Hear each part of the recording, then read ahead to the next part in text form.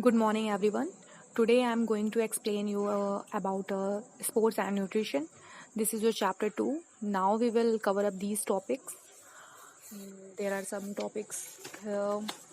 Balanced diet and nutrition, nutritive and non-nutritive components of diet, eating for weight control. So first of all, we will study about balanced diet, importance of diet and factors affecting balanced diet. That a balanced diet means getting the right types of amounts of food and drinks to supply nutrition and energy for maintaining body cells, organs and tissues and for supporting normal growth and development.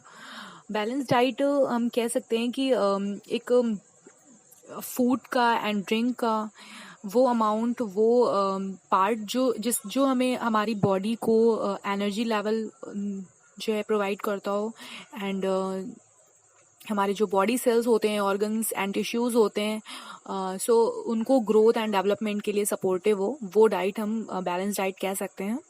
And balance diet में कुछ essential components हो सकते हैं like carbohydrates, vitamins, water, minerals, proteins.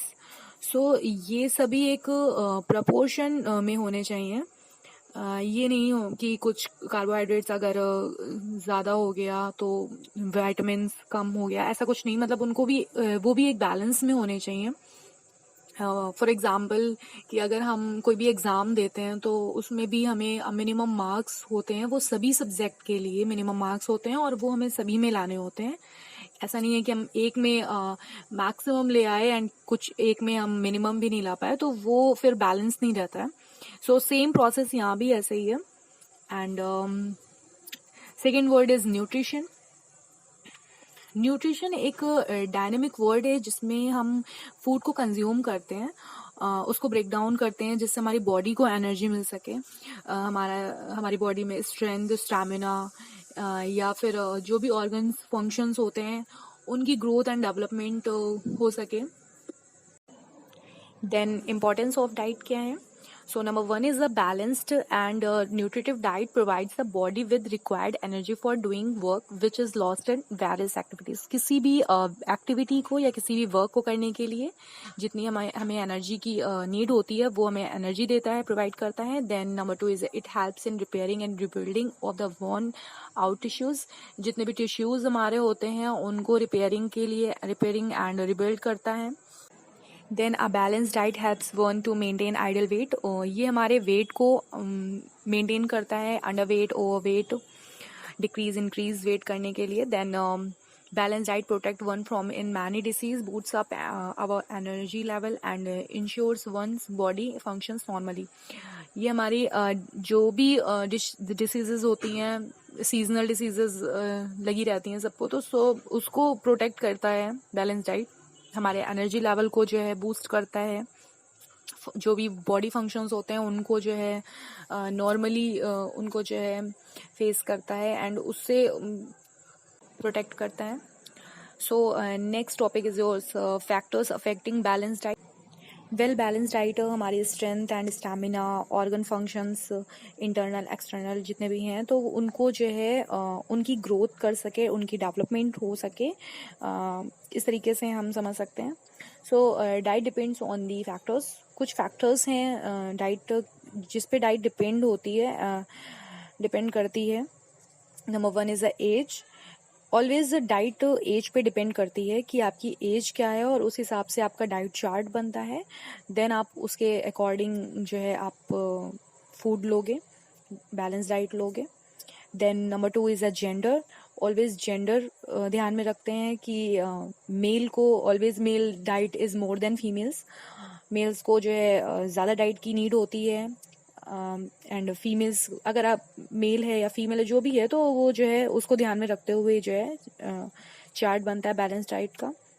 Then type and duration of activity. आपकी activity पे depend करता है कि आपकी जो आप एक्टिविटी कर रहे हो वो कितने टाइम ड्यूरेशन की है. आप अगर जो है किसी वर्किंग पे हो तो आपको उस हिसाब से आपका चार्ट बनेगा. अगर आप हाउस मेकर हो तो आपको जो है उसके लिए उस हिसाब से बनेगा. Next is climate factors. Always climate पे डिपेंड करता है आपका chart. Climate climatic zones have different foods, and in summers we eat light diet, but in winters our calories intake increases. So उसको ध्यान में रखते हुए भी चार्ट तैयार होता है. Then health and growth status, इसको हम इस तरीके से समझ सकते हैं कि अगर कोई भी अनहेल्दी पीपल है तो वो कंपैरिजन हेल्दी पीपल की वो सिमिलर डाइट उनके नहीं ले सकता है. उसको फिर लाइट डाइट देनी पड़ेगी. एंड ग्रोइंग एज जो है वो उसमें जो है गुड एंड न्यूट्रिटिव फूड ज़्यादा हों, सो जिससे उसकी डेवलपमेंट में हेल्प हो सके. So next is psychological factors is the most important. ये बहुत ज़्यादा अफेक्ट करता है. अगर आप खाने से पहले आप सबसे पहले उसकी खाने का प्रेजेंटेशन देखते हो कि वो कैसा है, या उसका टेस्ट देखते हो, सो ये सबसे ज़्यादा इम्पॉर्टेंट है. तो जब भी बैलेंस कोई भी डाइट है, बैलेंस डाइट है आपकी, या फ्रूट्स हैं या सैलड है, तो वो देखने में इतना अट्रैक्टिव होना चाहिए कि वो जो है साइकोलॉजिकल इफेक्ट करे कि हाँ this is the good for health. So this is a chart for adult women, and this is a chart for adult men, and this is a chart for male and female players. ये male and female players के लिए है जिन्हें ज़्यादा calories and ज़्यादा vitamins minerals की need होती है. Watch and listen carefully. We will study the remaining part in next video. Thank you so much.